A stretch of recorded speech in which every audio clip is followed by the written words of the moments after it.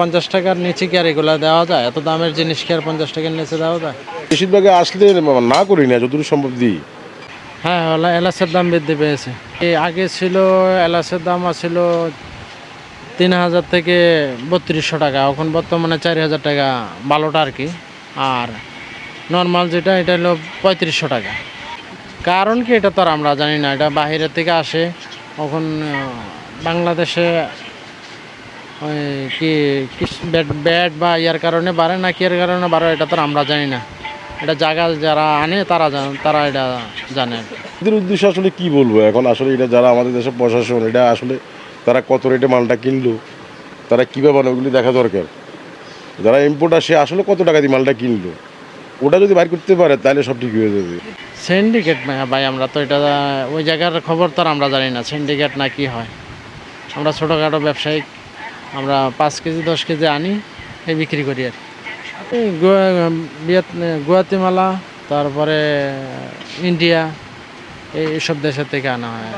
ওই যে তারা যে জায়গায় নিত 20 টাকা 30 টাকার এরকম চায় আর কি, যারা মধ্যবর্তী যারা বেশি নেওয়ার মতন তাদের নাই আর কি, নিতে পারে না।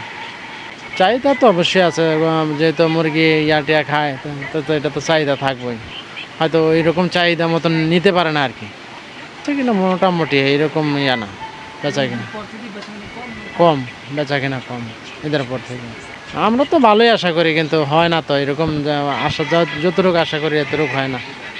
কারণ কি বাজারের দেশের অবস্থা, দেশের অর্থনৈতিক অবস্থা হয়তো মন্দ, এর জন্য মানুষের হাতে টাকা পয়সা কম। না এর এত দাম হইলে তো এই 10 টাকার 5 টাকা দেওয়ার মতো নেই আনে। আমাদের ওই যে 50 টাকার এমনি 50 টাকা নিচে বিক্রি করার মতো নিয়ে না, 50 টাকার কম দিলে দেওয়া যায় অনেক। 4000 টাকা কেজি এলাচ, তো 50 টাকার কীভাবে 50 টাকার নিচে কীভাবে বিক্রি করে? যাদের জন্য কী হয়, তারা এই 50 টাকার নিচে কি আর এগুলো দেওয়া যায়? এত দামের জিনিস কি আর 50 টাকার নিচে দেওয়া যায়? না খেয়ে থাকবো না, তারা ওই যে মুরগি মশলা আছে 20 টাকা 25 টাকা দামের, এগুলা নেওয়া যায় আর কি। এলাচের দাম বাড়ছে, যে এলাচটা 2200 টাকা ছিল গত 2 মাস আগে, ওই এলাচটা এখন আমরা কিনতে হয় প্রায় 3700 টাকা, 3650 3700 টাকা আমরাই কিনি। তাহলে আবার বুঝুন কত, 3800 টাকা চলতে হচ্ছে বড় ভালোটা। বাড়ছে, কোন কারণে বাড়ছে আমরা তো বলতে পারবো না, তারাই ভালো বুঝে। যারা ইম্পোর্টার, যারা পাইকারি মার্কেট যাবে, ওরাই বুঝে কতটুকু কীভাবে বাড়ছে, মাল কি আছে না শর্ট আছে, যারা তারাই বলতে পারবে। অবশ্যই করে, অবশ্যই এগুলো সিন্ডিকেট না হলে কিন্তু এগুলো বিভিন্ন বড় বড় পার্টিদের কাছে এই ধরনের মাল থাকে। আমরা তো আনি 4-5 কেজি 10 কেজি আনি, ওরা তো টন মাল আনে, ওদের কাছে সব কিছু যেটা দরকার হয় এটা নেই। যার যেটুকু 100 গ্রামের দরকার সেই নেই 50 গ্রাম। আপনি 10 টাকার বিক্রিগুলো তো আমরা ভরতে হবে না, লস হবে তো, কারণ দামে তো বুঝুন আমি কিনতে হয় আপনার 3600-3700 টাকা করে, তাহলে আবার বুঝুন 10 গ্রাম মালের দাম কত, তো এটা কীভাবে দিই আমি? না খায়, অবশ্যই খাবে, তারপর আমরা যতটুকু পারি চেষ্টা করি দেওয়ার জন্য, যতটুকু সম্ভব হয় দিয়ে দিই। করেন, এখন দাম বাড়ি যাওয়াতে এখন 50 টাকা আপনার হবে সামান্য কটা এলাচ। এখন এটা তো আপনি তো আপনিও সন্তুষ্ট হবেন না, আমি সন্তুষ্ট হবো না। না না, এটা যে যতটুকু নেই 25 গ্রাম নেই, 50 গ্রাম, 100 গ্রাম, 250 গ্রাম, যার যতটুকু লাগে এতটুকু নেই।